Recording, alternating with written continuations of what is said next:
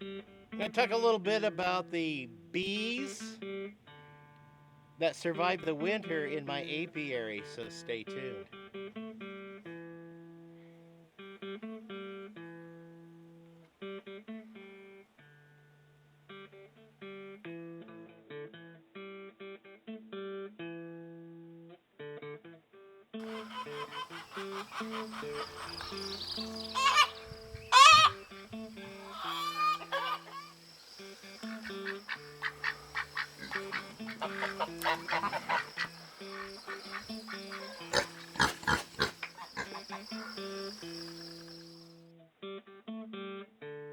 Hello folks, this is going to be a quick video. I'm your host Jerry Hansen. This is Pine Meadows Hobby Farm. I want to thank you guys for tuning in from time to time and checking out my videos. For those of you who have clicked that bell icon, thank you for doing that because that alert you to new videos as I do upload. Hey, my bees, it reached a little over 60 degrees today. Bees typically don't like to fly in cold weather or windy or wet weather, but this warmed them up enough where they got really active. And they sucked some of that nectar out of that jar. That's just sugar water, about 50-50 right now. And I saw the little bubbles coming up, so that indicated to me that they were going to town on that, which is a good thing. So as you can see from the activity around the entrance, I still have that entrance reducer on. It's a little tiny entrance reducer because I want to make sure that the smaller quantity of bees that are left are enough to be able to defend the hive from robbers and other insects that want to get in there, so they can actually defend that hive from that little hole. As the colony gets bigger, I'm going to go ahead and switch that out and give them a bigger hive entrance, and then eventually take the thing off altogether while they're at the peak of their foraging and their for collecting the honey and the pollen and the sap. Yep, those are three of the products that they collect. In addition to water, they go out and get water because they get thirsty too. Anyway, as the sun is setting down here on the homestead, the bees are starting to cool down, and then they're going in for the night. So the activity on the outside of the hive isn't as much as it was an hour ago, because as the sun sinks behind the hill, it's getting colder and colder and colder. This is February 27th. And yeah, it's cold. It's still winter, but the bees are tricked into coming out. At least they got some of their cleansing flight in. I featured that on a previous video on what a cleansing flight is, so they were able to take care of that. But over the winter months, the bee colony will die off as we get closer and closer to spring. But it looks like I have enough of a colony left to help the queen rebuild that colony. I'm going to feed them some pollen patty to get them their food they need, and help and inspire the queen to get in there and lay some more eggs so they can raise some more brood. Hey, that bee festival is coming up I went to last year, where I purchased these bees, the Saskatchewan's bees. It's going to be in Orland, California, and I'm going to go down there. I got a pre-order, and I think what I'll do to save some money, because I don't have a lot of money this year. All my money is going into trying to get things paid off and get ready for retirement, because I don't want to have any bills or mortgage going into retirement. So I'm trying to do things as frugally as possible, so I think I'll just settle for just purchasing a queen and then taking those two hives, pushing all the bees down below in the lower hive, and then once I got them down in the lower hive, I'll put a queen excluder here, and then I'll let the worker bees filter back up to the top part, because preferably I'll have eggs and stuff up here.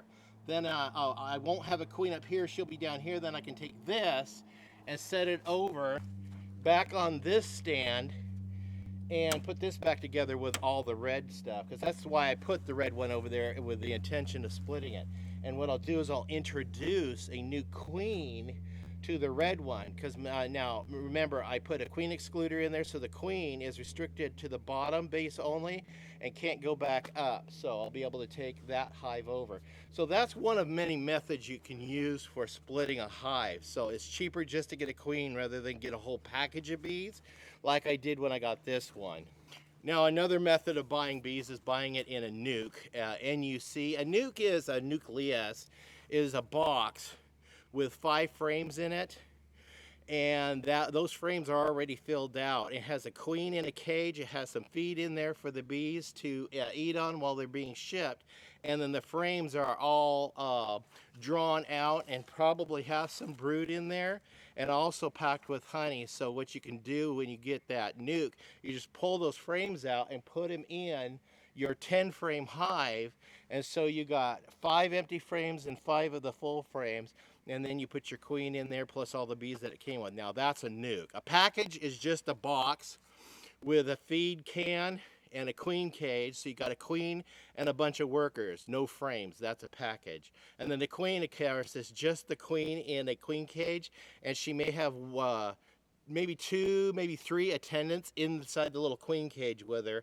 and they have a little bit of food to sustain her for a couple of days until we get her introduced to the hive. So those are the 3 types of ways that you can purchase bees to introduce them to your bee yard. Well, I have you out here. I'll go ahead and show you what a queen cage looks like. This is a queen cage. You'll have a queen in here with a couple of attendants, and then the queen, oh God, this is brittle, it broke. I'm sorry about that. But anyway, I can't use that anymore. I didn't think I wanted to anyway. I dissected it for you. You have this chamber. You can put the queen and her attendants in there, pop this cap on, and then this thing right here is full of like a candy, maybe a marshmallow or something. It's like a plug, and to open that up, you just poke a little nail through there, and it starts a little hole so the bees can eat through that, work their way through, and by the time they get down to the queen, her pheromones have got them used to who she is, that they can just readily adopt her as their queen. Man, boy, that turned brittle. Ah. Okay, this is called a bee bus, but this is considered a bee package. This is how I purchased the bees. This came with a can in here. That can, if I can get it out. Oh, I can't get it out. Anyway, it has some little holes punched in the bottom of the can. It's got syrup in it, so you're able to feed the bees. So this comes filled with bees, and of course with it is a queen cage that's there too. So the bees and the queen, they get used to each other, they get used to their scents, and so that's it. This is a package. I don't have a box. I used to have a box that was a nuc. It was a cardboard box, and I had originally got that when I first got my beehives. It came with 5 frames and stuff, so I don't have that anymore. I gave it away to my friend Ken. So there you go. I hope you learned a little something here on my homestead in my apiary. I'm Jerry Hansen, your host. This is Pine Meadows Hobby Farm, and this is the beekeeping series. Stay tuned to more videos. You can do that by subscribing and also clicking that bell icon. That'll alert you to new videos as I upload them. Hey, check out the merchandise below, and also check out those video links I have below. I went through the trouble of making some videos to teach you how to look for and purchase cheap property to start your own homestead, and also look for and purchase a cheap house to put on a bare land, just like I did.